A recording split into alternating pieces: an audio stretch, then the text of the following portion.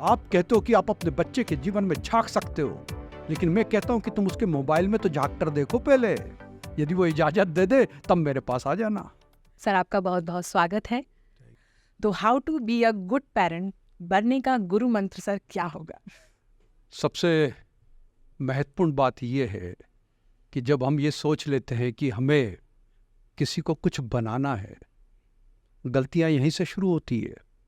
क्योंकि जैसे ही तुम सोचते हो कि अब हम अपने बच्चों को कुछ बना देंगे, वैसे ही तुम उस विधाता को उस बच्चे और अपने बीच से हटा देते हो और डायरेक्ट तुम उसको बनाने में लग जाते हो।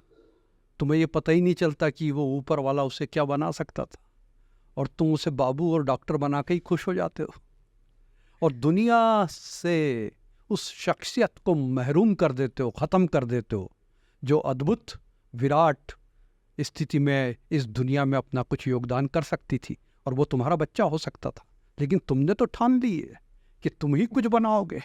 ईश्वर पे भरोसा तुम्हारा ख़त्म हो चुका है और तुम्हें उस पर अपने भरोसे को फिर से कायम करना पड़ेगा, ऐसा मेरा मानना है। इसलिए चिंता छोड़ दो कि तुम कुछ बनाने वाले हो। बनाने वाला तो वो है, जैसे उसने तुम्हें बनाया है वैसे ही वो तुम्हारे बच्चे को भी बनाएगा। मैं तुम्हें इस चिंता से दूर करना चाहता हूँ, और इसलिए पेरेंटिंग आज डिफ़िकल्ट टास्क हो गई है, केवल तुम्हारी वजह से, क्योंकि तुम हटने को तैयार नहीं हो। सर आपने 3 इडियट देखी होगी, दंगल भी देखी होगी। सर दोनों ही पेरेंटिंग के ऊपर है, पर अलग है। कैसे? दोनों फिल्म में दो अलग अलग स्थितियों के बच्चों के बारे में चित्रित की गई है। जी सर। चित्रांकन किया गया है।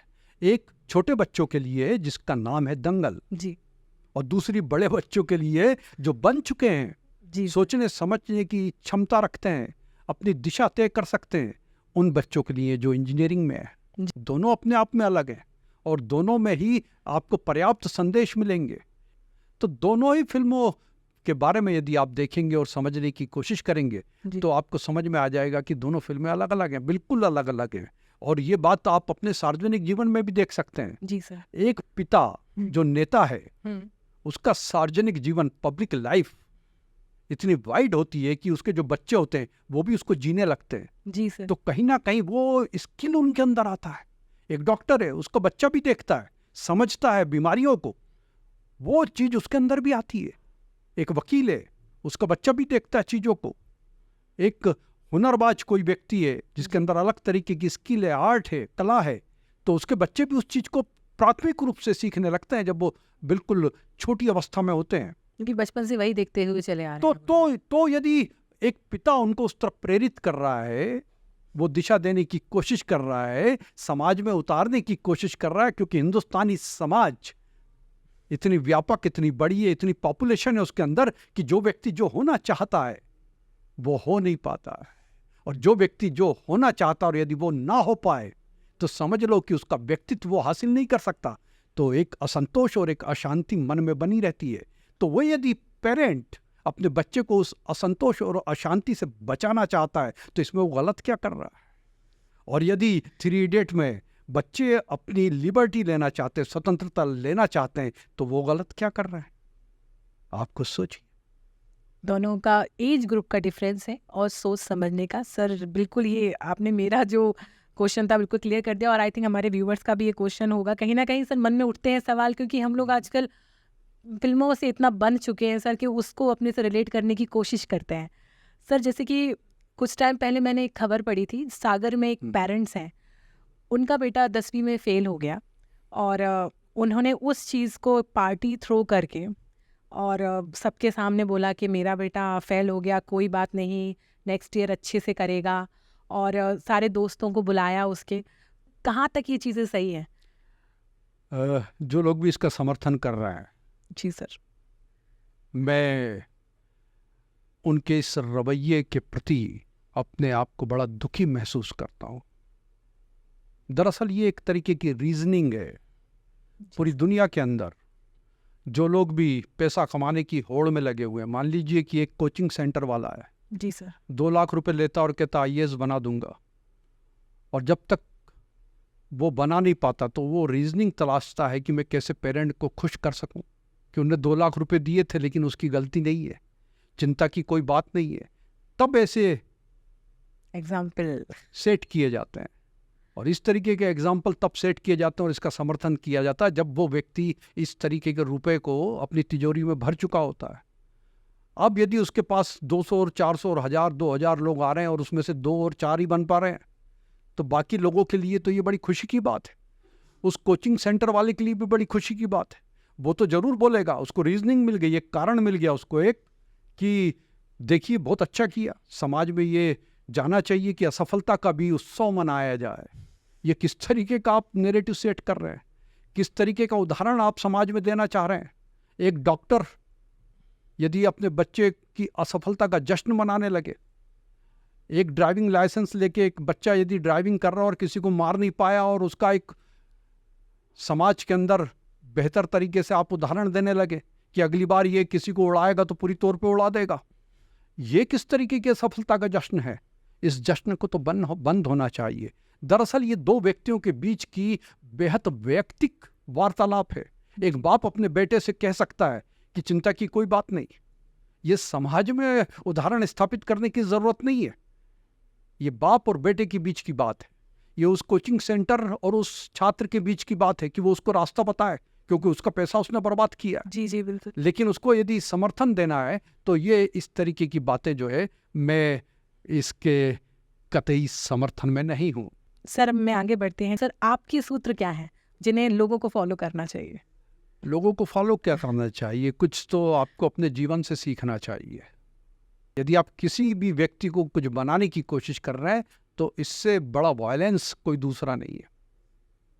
आप उसकी प्राइवेसी और उसकी इंडिपेंडेंस को ख़त्म करने की कोशिश कर रहे हैं और कहते हैं कि हम उसके प्रति अहिंसक हैं, उसके जीवन में शांति ला रहे हैं, उसे सुरक्षा दे रहे हैं। मैं ये कतई मानने को तैयार नहीं हूँ। मेरा ये मानना है कि अभी जीवन में जो कुछ आप देने की कोशिश कर रहे हैं, दरअसल आप सोचते हैं कि हमारा एक ही बच्चा रह गया है, हमारे 2 ही बच्चे हैं, इसलिए हम ऐसा कर रहे हैं। लेकिन ये भी लॉजिक मेरे समझ के परे है। मेरा सोचना ये है कि चाहे 1 बच्चा हो चाहे 10 बच्चे हों आपको हमेशा उन्हें असुविधा देने की कोशिश करना चाहिए, डरना नहीं चाहिए। उन्हें असुरक्षा देना चाहिए, डरना नहीं चाहिए। सीखने का, क्योंकि अपने लाइफ के एक्सपीरियंस से सीखना चाहिए। सर हम लोग को भी जब बच्चे थे तब वैसे सर अभी का एग्जांपल आपको बताती हूँ। सर हम लोग जब बच्चे थे तो बहुत छोटी उम्र में घर वाले पैसे दे के जाओ दुकान से ये खरीद के ला दो। बट सर आजकल के माँ बाप बच्चों को पैसे नहीं देते, तुम घर में बैठो मैं लेके आता हूँ, या फिर किसी सर्वेंट को इतनी। तो सर इस चीज़ से माँ बाप बच रहे हैं या इतने ज़्यादा ओवर पोजेसिव हो चुके हैं इन चीज़ों को लेके कि बच्चा ऐसा ना कर दे, बच्चा वैसा ना कर दे? सर तो ये कहीं ना कहीं हमारी गलती है या फिर आज का टाइम ऐसा है? व्यक्तित्व के दुश्मन हैं आप उसको बढ़ने नहीं देना चाहते। आपने सारी चिंताएं तो खुद अपने सिर पे ले ली है। आप तो खुद ईश्वर हो चुके हैं, आप तो खुद उसे बनाने को निकल चुके हैं। आपको अपने आप को रोकना पड़ेगा। इसलिए मैं कह रहा हूँ कि सबसे पहले तो आप उसको असुरक्षा दें जो आप देना नहीं चाहते, आप उसे असुविधा दें जो आप देना नहीं चाहते। आप उसके सम्मान की इतनी रक्षा करते हैं और अपने सम्मान से उसके सम्मान को जोड़ देते हैं कि उसमें अपमान को सहने की आदत रही नहीं जाती है। इसलिए मैं कहता हूँ कि अपमान को सहने की शक्ति दें। और यदि आपने ये चीज़ें दे दी तो एक चौथी चीज़ और आएगी उसके अंदर, संघर्ष करने की क्षमता पैदा होगी। और जब संघर्ष करने की क्षमता पैदा होती है तो ये समझ लीजिए कि उसके अंदर विजडम, जिसे तुम चतुराई कहते हो, वो क्रिएट हो जाएगी। वो विजडम जब उसके अंदर आ जाएगी, वो बुद्धिमत्ता जब उसके अंदर आ जाएगी, तो वो दुनिया से लड़ने और अपना स्थान बनाने की ओर अग्रसर हो जाएगा। और इसकी वजह से उसके अंदर एक नई चीज़ का जन्म होगा जिसको साहस कहते हैं। और जब साहस किसी के अंदर आ जाता है तो वो चुनौती लेने और चुनौती देने में कामयाब हो जाता है और दुनिया में अपने आप को इस्टेब्लिश कर पाता है। ये बड़ा महत्वपूर्ण है कि उसके अंदर ये 5 चीज़ें आप पैदा कर दें। और जब ये 5 चीज़ें पैदा कर देते हैं तो उसके बाद उसके अंदर जो चीज़ डेवलप होती है उसको मैं विज़न कहता हूँ। ये दृष्टि जब उसके अंदर आ जाएगी, फिर देखिए कि वो आपका नाम कैसे रोशन करेगा। और जिनके अंदर भी ये दृष्टि आई है उन्होंने अपने माता पिता का नाम रोशन किया है। तो आज सभी माता पिता से मेरा ये अनुरोध है कि उस बच्चे को उस विजन तक पहुंचने की कोशिश करे। और विजन हमेशा विपरीत में क्रिएट होता है। विजन तभी पैदा होता है जब 2 विपरीत स्थिति में व्यक्ति जीना सीख जाए। जी सर। विजन एक कंपैरेटिव टर्म है। You have learn to cooperate this inevitable. इस अनिवार्यता के साथ आपको सहयोग करना सीखना पड़ेगा। विजन एक कंपैरेटिव टर्म है जो दो विपरीत अवस्था में जन्म लेता है, और इसलिए मैं हमेशा कहता हूं कि अंतिम सूत्र जो पेरेंटिंग में आपके लिए अनिवार्य है, इस धरती के हर पेरेंट के लिए जरूरी है, वो ये है कि वो बच्चे को बनाए नहीं, वो इन सूत्रों पर चलना सिखाए, ये उपलब्धियां उसके जीवन में पैदा करे, और वो है विपरीत की यात्रा करना सिखा दें। विपरीत की यात्रा, यदि तुम अमीर हो स्वाति, तो तुम अपने बच्चे को गरीबी को भी देखना सिखाओ। जी सर। यदि तुम गरीब हो तो उसे अमीरी का दर्शन कराओ। जी सर। दो विपरीत का दर्शन जब उसके जीवन में हो जाएगा, तभी वो समग्रता में जाएगा, टोटलिटी में जाएगा, और नहीं तो सेगमेंट में जिएगा, एक टुकड़े में जिएगा। और टुकड़े में जब व्यक्ति जीता है तो खिड़की से केवल खंडित आसमान ही देख पाता है, पूरा आसमान उसको नजर नहीं आता। ये ध्यान रखना, आसमान तो उसे तभी नजर आएगा जब वो खुले आसमान में आएगा, जब वो विपरीत की यात्रा कर पाएगा, जब वो दोनों ध्रुवों को देख पाएगा, तब पूरे आसमान का दर्शन उसको हासिल हो पाएगा, और यही विजन उसके जीवन में एक अनोखी उपलब्धि लाएगा जिस पर तुम गर्व कर पाओगी। सर आजकल की जो जनरेशन है उसको माँ बाप सपने दिखाते, बच्चा खुद, क्योंकि सोशल मीडिया इतना ज़्यादा हावी हो चुका है सर कि बच्चे मोबाइल में देखकर, पहली चीज़ तो आजकल गेमर बनना है, यूट्यूबर बनना है, बड़ा विजन, ठीक है वो बच्ची की खुशी के लिए माँ बाप करते हैं, पर सर उनकी जैसे धीरे धीरे उनकी एक इच्छा पूरी होती है तो उनकी दूसरी इच्छा बढ़ जाती है, और हमेशा इच्छाएं सही नहीं होती हैं। दूसरी बात सर, इन सब चीज़ों को अगर हम आगे रखते भी हैं तो उससे उनकी सक्सेस में क्या बाधाएं आ जाती हैं सर। और सर अगर हम उनकी 4 इच्छाएं पूरी कर देते हैं, उसके बाद 5वीं अगर हमने मना कर दिया, तो बच्चे के स्वभाव में इतना चिड़चिड़ापन आ जाता है सर कि उसको देखना भी मुश्किल हो जाता है। बिल्कुल सही बात है। तुमने मोबाइल से बात शुरू करी। जी सर। मैं समझता हूँ कि तुम यही कह रही हो कि मैं उसके हाथ से मोबाइल छीन नहीं पाती हूँ, क्योंकि वो आक्रामक हो जाता है। जी सर। दरअसल हर पेरेंट्स की ये दुविधा है, क्योंकि तुमने उसकी लत डेवलप कर दी, हैबिट डेवलप कर दी। लोग कहते हैं 21 दिनों में हैबिट डेवलप होती है, तो तुम तो उसको 2100 दिन से मोबाइल दिए हुए हो। पैदा हुआ था तो उसके बिस्तर पे मोबाइल भी रख दिया था साथ में, वो मोबाइल के साथ ही खेलता आया, बड़ा होता आया है। तो मोबाइल जो है उसके जीवन का अनिवार्य अंग बन चुका है, अब उससे छीनना नामुमकिन हो गया है वो।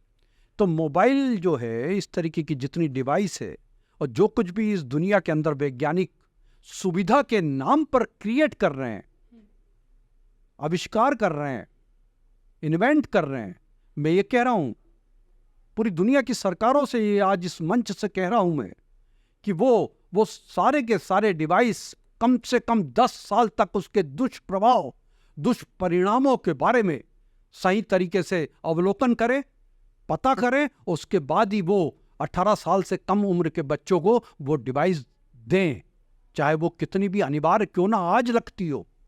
क्योंकि आपने देखा होगा कि मोबाइल को बनाने वाला जो मस्तिष्क है वो इतना हाईली टैलेंटेड है, और जो चलाने वाला बच्चा है वो इतना अबोध है। इतना बड़ा अंतर, दुनिया की कौन सी सरकार इसको पाटने के लिए राजी है? आज मैं ये बात कहना चाहता हूं कि वो सरकार सामने आए जो इस बीच के अंतर को पाट सके, इस खाई को मिटा सके, और तभी तमाम सुविधाएं बच्चों के हाथ में सौंपी जाए।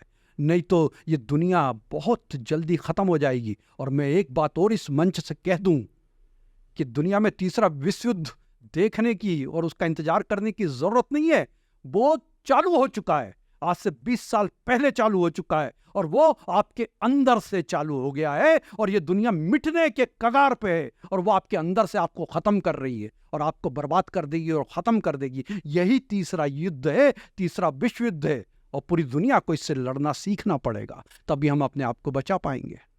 सर जैसे हम अपने क्वेश्चंस में आगे बढ़ते हैं सर, पेरेंटिंग के बारे में जैसे हमने बात करी, तो एक पेरेंट्स है जिसके 2 बच्चे हैं सर, उन्होंने एक बेटा काफ़ी सफल हुआ, दूसरा नहीं हुआ सर। तो पेरेंटिंग में तो गलती नहीं थी क्योंकि एक तो सफल हो गया, तो गलती कहाँ हो रही है सर इस बीच में? बड़ी अच्छी बात है। देखिए क्या होता है कि पेरेंटिंग दोनों की अलग अलग समय पर हो रही है। यदि आपके 2 बच्चे हैं तो कभी कभी आपको खुद महसूस होगा कि पहले के लिए आपने काफ़ी समय दिया, उस पर काफ़ी ध्यान दिया, लेकिन आप थक जाते हो। जब दूसरा आता है तो आपने जो गलतियां पहले के साथ की थी वो दूसरे के साथ करने को राजी नहीं होते, उसको छोड़ देते हो। तो आमतौर पे आप उसका परसेंटेज यदि निकालोगे तो आप देखोगे कि जो दूसरा बच्चा है या तीसरा बच्चा है वो ज़्यादा सक्सेस हो रहा है और पहला बच्चा आपके लाड़ प्यार में ही ख़त्म हो रहा है, क्योंकि उसको पेरेंटिंग का ओवरडोज मिल गया है, उसको रोकना पड़ेगा। तो सर सिंगल पेरेंट्स जो आजकल जो मतलब एक ही बच्चा होता है पेरेंट्स के, सर वो तो जिंदगी भर डोज मिलता रहेगा फिर। हाँ, तो इसलिए तो उनका सम्मान खत्म होते चला जा रहा है, क्योंकि पेरेंट्स जो हैं वो उसकी प्राइवेसी और इंडिपेंडेंस में इतना ज़्यादा दखल देते हैं कि वो बदला लेने की कोशिश करता बड़ा होकर। ये ध्यान रखिएगा, मैं डरा नहीं रहा हूँ लेकिन ऐसा होता है क्योंकि आपने उसके जीवन में इतना दखल दे दिया है, छोटी छोटी बात में आप उसके साथ लगे हुए हो। हाँ। तो वो निश्चित तौर पर उसे अपने जीवन में एक तरीके का इंटरफियरेंस मानेगा। और ये आप जो उसके ट्रेसपासर के तौर पर आप उसके जीवन में दखल दे रहे हैं, इसको यदि आप रोक नहीं पाए समय पर तो वो बदला लेगा आपसे, ये आप निश्चित मानकर चलिए। बड़ा होकर उसको ये चीज़ कहीं से भी ठीक नहीं लगेगी और ये उसके व्यक्तित्व के खिलाफ है। जो वो कर सकता है आप उसे वो करने नहीं देना चाहते हैं और वो देखता है, कभी कंपैरिजन में भी जाता है हाँ। दूसरे बच्चों के साथ, तो उसे बड़ा अजीब सा लगता है क्योंकि वो अपने व्यक्तित्व के पुष्प को पूरे अर्थों में पल्लवित नहीं कर पाता है, पुष्पित नहीं कर पाता है, अंकुरित नहीं कर पाता, खिला नहीं पाता है, खुल के जी नहीं पाता है। और वो उसका कारण ढूंढता है तो उसको कारण मिलता है अपने माता पिता में, इसलिए वो उनसे बदला लेता है।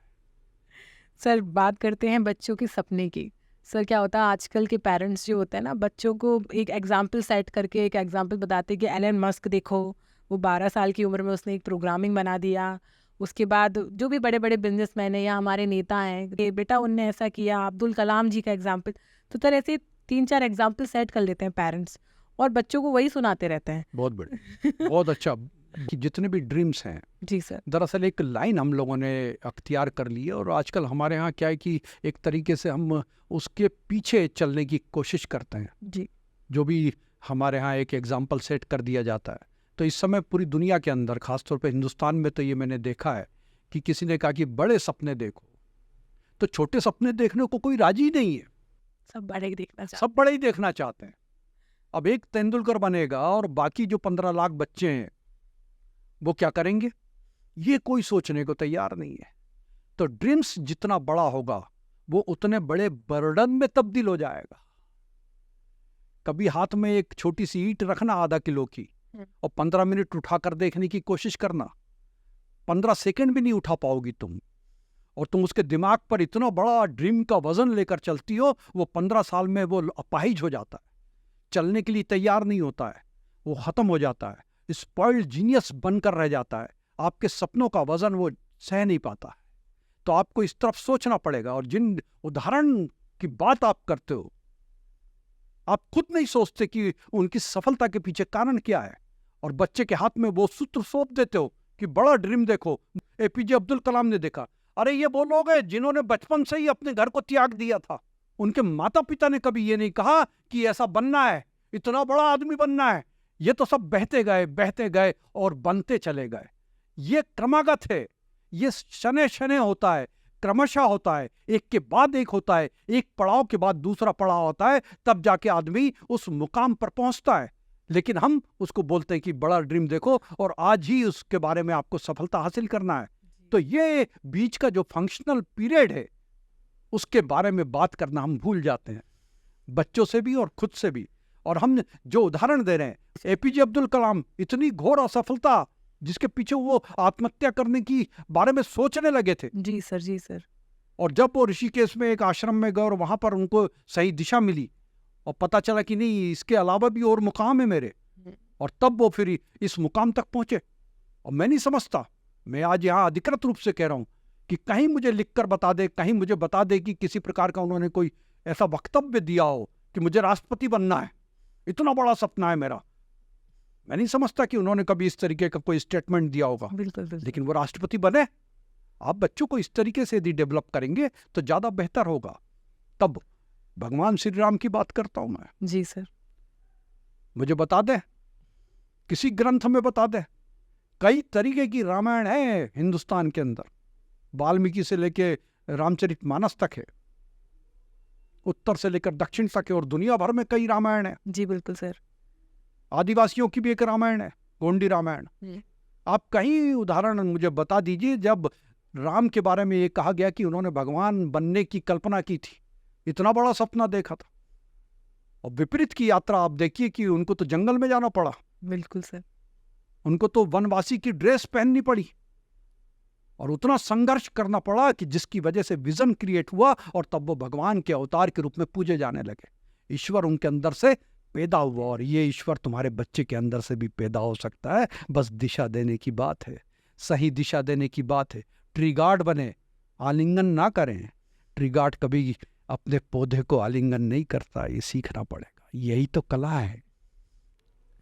सर बात करें हम बच्चे के स्वभाव की, अगर बच्चे का स्वभाव दिन पर दिन चेंज होता जा रहा है, क्योंकि जब हम बच्चे थे तब अपने पेरेंट्स की हम बात जल्दी मान लेते थे सर, और कई बातें ऐसी थी कि जो पेरेंट्स नहीं भी बोलते थे, आंखों में डरना, जो पिता लोग हिटलर की हम लोग उपाधि दे देते थे कि पापा घर में आ गए, मम्मी धमकी भी पापा की देती थी कि पापा को आने दो, बताते हैं। पर आजकल तो सर ऐसा कुछ नहीं होता है। देखिए, अपने स्वभाव से जीना ही सबसे बड़ा धर्म है। यदि तुम अपने स्वभाव से नहीं जी रहे हो जी सर, तो फिर तुम्हारा जीना व्यर्थ है। और ये मैं नहीं कह रहा हूं, ये श्री कृष्ण ने गीता में कहा है। इसके बारे में चर्चा कम हुई है, लेकिन मैं आज इस मंच से कहना चाहता हूं जी सर, कि अर्जुन को जो सबसे सशक्त मैसेज जिन लाइनों में दिया, वो लाइनें थी, स्वधर्मे निधनम श्रेया। अपने स्वभाव से जीकर मर जाना भी श्रेष्ठ है। भले कोई उपलब्धि तुम जीवन में प्राप्त ना कर सको अर्जुन, चलेगा, मुझे मंजूर है, तुम भी इसे मंजूर कर लो, लेकिन अपने स्वभाव को मत छोड़ना। और दूसरी लाइन उन्होंने कहा, पर धर्मे भयावह। दूसरे के स्वभाव से तुम किसी भी उपलब्धि को हासिल कर लो, लेकिन वो भयावह है, वो अच्छी नहीं है, वो बेकार है। तो अर्जुन, तू संत बनना चाहता, लेकिन वो तेरे स्वभाव से विपरीत है। तेरा जन्म तो युद्ध लड़ने के लिए हुआ है, तू मैदान में आ, युद्ध लड़, नतीजे पर मत जा। तू तो युद्ध के लिए पैदा हुआ है, और युद्ध के लिए तुझे जीना है। तो नतीजे की मत सोच, तू अपने स्वभाव से जी। और आज हम अपने बच्चे के स्वभाव को पहचानने से इनकार कर दे, उसे विपरीत की तरफ ले जाने की कोशिश करते हैं, जो उसका स्वभाव नहीं है। और यहीं पर एक तरीके की ड्युअलिटी क्रिएट होती है। और मैं हमेशा ये बात कहता हूं कि ड्युअलिटी जब भी मन में क्रिएट होगी, वो तुम्हारी सारी उपलब्धियों को खत्म कर देगी, तुम्हारी दिशा से तुमको हटा देगी। इसलिए मैं हमेशा ये कहता हूं कि तुम संशय के मन को हमेशा खत्म कर दो, अपने मन से हटा दो। तुम संदेह करोगे, चल जाएगा, तुम डाउट करोगे, चल जाएगा, लेकिन ड्युअलिटी तुमको चौराहे पे खड़ा कर देगी। और तुम चाहोगी कि तुम्हारे बच्चे चौराहे पे खड़े हों। तो इसलिए हमेशा याद रखें कि उसके स्वभाव को पहचानें और उससे दिशा देने की कोशिश करें, उसमें अड़ंगा ना बने, ना उसको आलिंगन करने की कोशिश करें, उसे आगे बढ़ने दें। जब तक छोटा है केवल देखें। सर आजकल एक और शब्द आता है लोगों की पेरेंटिंग में, लोग यूज़ करते हैं कि 13 साल टीनेजर होते हैं बच्चे, उसके बाद माँ बाप को दोस्त बन जाना चाहिए। पर सर हमारे माँ बाप तो दोस्त कभी नहीं बने हमारे। देखिए, ये स्वाति एक्चुअली आया है कि जेंटल पेरेंटिंग। आजकल इससे जाने अनजाने लोग बड़े प्रभावित हैं। जी सर। ये जो जेंटल पेरेंटिंग है, मतलब कि डांटना डपटना नहीं है, आंखें भी नहीं दिखाना है। और ये पूरी दुनिया में चल रहा है, जो डेवलप्ड कंट्रीज हैं वहाँ पर ये बहुत ज़्यादा चल रहा है। हाँ, क्योंकि लेकिन सर आप काफ़ी कंट्रीज में गए हैं जैसे कि, हाँ, तो ये भी मैं बात इसमें इंक्लूड कर लेती हूँ सर कि इतनी कंट्रीज का क्या एक्सपीरियंस रहा, क्योंकि इंडिया भी एक वाइल्ड कंट्री है, काफ़ी यहाँ लोग या पेरेंटिंग को बहुत अलग नज़रिए से देखा जाता है। तो अदर कंट्रीज में कैसे, मतलब डिफरेंसेस कहाँ आ रहे हैं सर? बिल्कुल। देखिए, जो वेस्टर्न कंट्रीज हैं, जो डेवलप्ड हैं, खासतौर पर यूरोपियन है, अमेरिकन है, जहाँ पर इंग्लैंड का मॉडल, जहाँ कॉलोनीज थी ब्रिटिशर्स की, जैसे कनाडा है, ये सारी कंट्रीज में एक अलग तरीके की पेरेंटिंग को आज नया आयाम मिल चुका है। लेकिन मैं हमेशा ये कहता हूँ कि आपको अपनी भौगोलिक, पारिस्थितिक और अपने यहाँ की जनसंख्या के आधार पर जो व्यवस्था है, उसके अनुसार पेरेंटिंग का पालन करना है। वहाँ पर बिल्कुल डिफरेंट है। जैसे आप इंग्लैंड की बात लें, तो वहाँ तो बिल्कुल अलग है।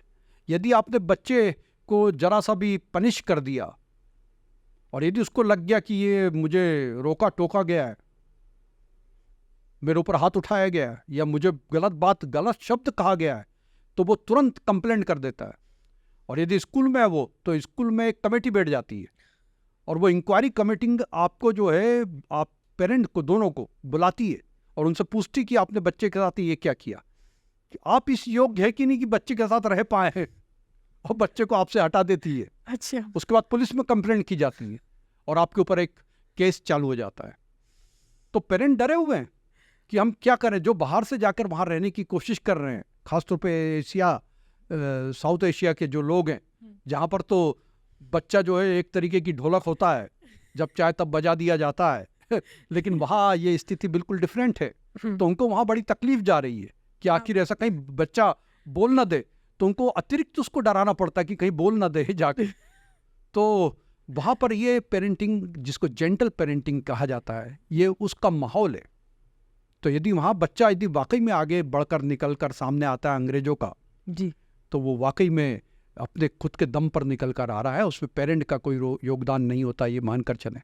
और वहाँ पर हमारी यहाँ की पेरेंटिंग से यदि हम तुलना करें तो बिल्कुल डिफरेंट है। अभी मेरी कनाडा की एक स्कॉलर हैं जो अभी पीएचडी कर रही हैं, उनसे मेरी बात हो रही थी, मिस निनोन जी।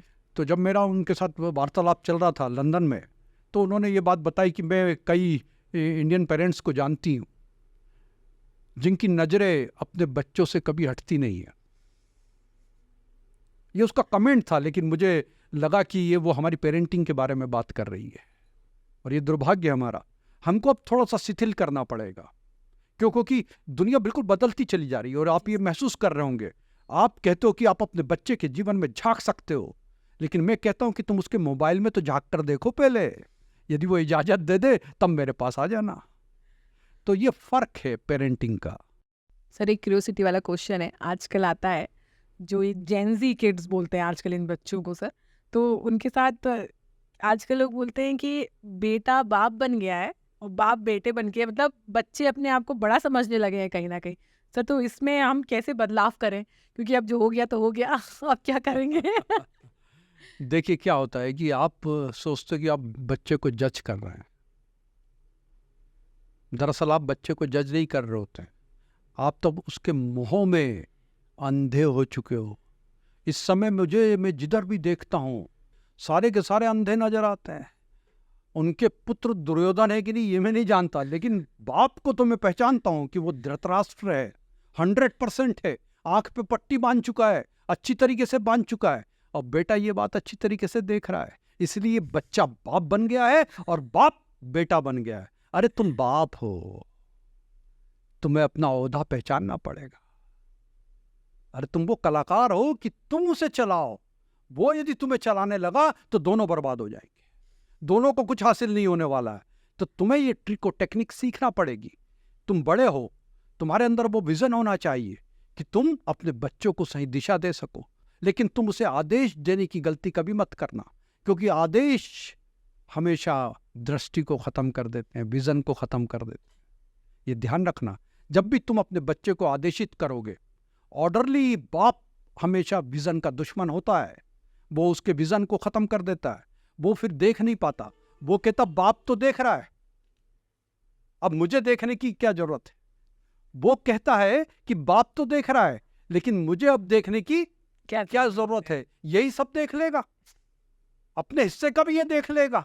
तो वो अपने विजन को छोड़ देता है और कहता है कि अब इसको आदेश देने दो, ये जितना कहेगा उतना ही मैं उस हुक्म का पालन करता चला जाऊंगा। तो विजन खत्म हो जाता है। तो आदेश दृष्टि को खत्म कर देते हैं, और जब दृष्टि नहीं रहेगी किसी बच्चे में फिर कुछ भी नहीं है। तो आदेश दृष्टि को और दृष्टि निर्णय लेने की क्षमता को खत्म कर देते हैं। वो बच्चा फिर निर्णय नहीं ले पाएगा। आप कहोगे कि यार तुझे कुछ कहा था कि जा बाजार में टमाटर खरीद के ले आना, वो हरे ले आएगा, सड़े ले आएगा, और आप कहोगे कि इसमें विजन बिल्कुल नहीं है, ये देख भी नहीं पाता है, ये सही तरीके से काम भी नहीं कर पाता है। क्यों? क्योंकि वो दृष्टि तो आपने ले रखी है, वो तो कभी उसको दी नहीं आपने तो केवल उसे आदेश का झुंझुना पकड़ाया था। अब वो उस आदेश के आधार पर काम करता है, तो खुद की दृष्टि नहीं रखता है, खुद के निर्णय लेने की क्षमता नहीं लगता है, तो डिसीजन पावर उसका खत्म हो जाता है। तो आदेश दृष्टि को खत्म कर देते हैं, अदृष्टि निर्णय लेने की क्षमता को खत्म कर देती है। और जब निर्णय नहीं होगा व्यक्ति के अंदर, तो आदेश दृष्टि को, अदृष्टि निर्णय को, अनिर्णय कर्म को खत्म कर देगी। फिर वो काम करने से भी महरूम रह जाएगा, काम भी नहीं कर पाएगा। आप खुद सोचिए, यदि आपके अंदर दृष्टि नहीं है और निर्णय लेने की क्षमता नहीं है, तो क्या आप कोई काम कर पाएंगी? आज आप यहाँ बैठी हैं, ये एक निर्णय के तहत बैठी हुई हैं, क्योंकि वो स्वतंत्रता आपको हासिल है। उस वजह से आपने वो निर्णय लिया और आप इस काम के लिए प्रेरित हुई। क्योंकि आपने निर्णय ले लिया, क्योंकि आपके अंदर विजन था ये काम को करने का। लेकिन एक आदेशित व्यक्ति जिसके अंदर किसी दूसरे का डायरेक्शन है, किसी दूसरे का आदेश है, और केवल वो उसको बजाता रहा है आज तक के, तो वो निर्णय भी नहीं ले पाएगा और कोई कर्म भी नहीं कर पाएगा। इसलिए मैं कहता हूं कि आदेश दृष्टि को, अदृष्टि निर्णय को, अनिर्णय कर्म को और अकर्म दिशा को खत्म कर देते हैं, क्योंकि उसका फिर डायरेक्शन खत्म हो जाएगा, उसको तो कुछ करना ही नहीं है। और पूरे प्रशासनिक व्यवस्था में, पेरेंटिंग के सिस्टम में, इस देश में अनेक जगह पर यह बात बड़ी अंदर तक बैठ गई है, पेठ बना ली है उसने। प्रशासनिक अधिकारी आदेश देते हैं तो नीचे के सारे लोग पैरालाइज्ड हो जाते हैं, वो अपने निर्णय और अपनी दृष्टि को बांध लेते हैं, खत्म कर लेते हैं। चाहे तो ऊपर से पट्टी लगा लेते हैं और कहते हैं कि भैया जैसा आप कहोगे वैसा करेंगे, और जब नहीं कहा तो कुछ भी नहीं करेंगे। तो आदेश दृष्टि को, अदृष्टि निर्णय को, अनिर्णय कर्म को और अकर्म दिशा को समाप्त कर देते हैं, और जिसके पास दिशा नहीं होगी वो लक्ष्य को भी समाप्त कर लेगा। तो आदेश दृष्टि को, अदृष्टि निर्णय को, अनिर्णय कर्म को, अकर्म दिशा को, और अदिशा लक्ष्य को समाप्त कर देते हैं। और जब लक्ष्य समाप्त हो जाएगा तो जीवन भी समाप्त हो जाएगा। बिल्कुल सर। सर आखिरी में हम पहुंचते हैं अपनी। सर कई बार हमने देखा है कि पेरेंट्स बच्चों को कुछ बोलते हैं कि बचपन, जो आपने बोला आदेश देना, आदेश देते हैं। सर जब बच्चे बड़े होते जाते हैं, खुद के पैरों पे खड़े हो जाते हैं, फिर एक दिन वो अपने माँ बाप की बात नहीं मानते। सिंपल सा बोलूँ तो लव मैरिज कर लेते हैं। तो तब माँ बाप का रवैया एकदम चेंज, क्योंकि अभी तक जो श्रवण कुमार था सर वो एकदम से चेंज हो गया। तो सर इसमें गलती किसकी है? इसमें पेरेंट की गलती है।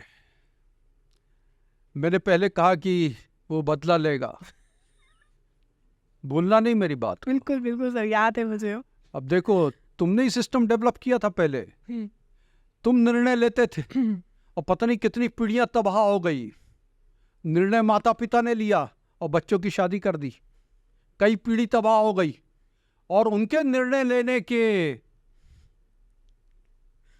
केंद्र में, प्रोसेस में वो बच्चा कहीं नहीं था, और आज बच्चे निर्णय लेते हैं और तुम कहीं नहीं हो। यही तो बदला ले रहा हो, कह रहा अब देख लो तुमने लिया था, अब मैं ले रहा हूं, अब मैं केवल तुम्हें सूचित करूंगा, और यदि मन में इच्छा हुई तो तुम्हें आमंत्रित भी करूंगा। अभी शत्रुघ्न सिन्हा को उसकी लड़की ने आमंत्रित किया, और जब तक के तो वो बता ही नहीं पा रहे थे कि भैया क्या हो रहा है, और जब आमंत्रण पत्र आ गया तब उन्होंने कहा नहीं, अब मैं जाने की स्थिति में हूं। तो ये है, परिवर्तन तो होगा, और परिवर्तन ही तो जीवन का नियम है। तो सर हमारे पॉडकास्ट डिस्कशन में सर मैं लास्ट में ये चाहती हूँ कि आप हमारे व्यूवर्स को एक 2-3 लाइन का ऐसा ज्ञान दें, क्योंकि मुझे तो बहुत कुछ चीज़ें लग रही हैं कि हमें चेंज करना है, और सर करना भी चाहिए। मैंने शुरुआत में ही सर जैसे बोला था कि बनने की कोशिश हम करते हैं पर बहुत गलतियाँ करते हैं। हमें लगता है कि हम अपने हिसाब से, क्योंकि सर आजकल के जो पेरेंट्स हैं वो बच्चों को एक बार में चीज़ दे देते हैं, 2 बार में कि अरे हमारा बच्चा है। सर कई लोगों की सोच ऐसी भी होती है कि हमने अपने बचपन में ये काम नहीं किया, हमारे बच्चे को ऐसी कमी कभी नहीं होगी। तो सर आपने जैसे बताया कि चीज़ों की पूर्ति किस हिसाब से करनी है, बच्चे को कैसे पालना है, और यही हमारे आने वाली जनरेशन है। हमसे गलतियाँ कहाँ हो रही है सर? सच माने तो पेरेंट्स से बहुत गलतियाँ हो रही हैं।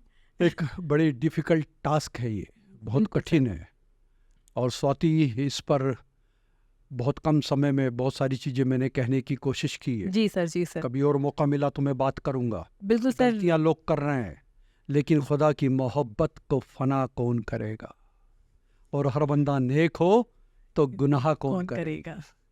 तो मैं ये कहना चाहता हूँ कि तुम पर्दे हटा दो, तो खुदा है और ना तेरा इश्क फरिश्तों जैसा।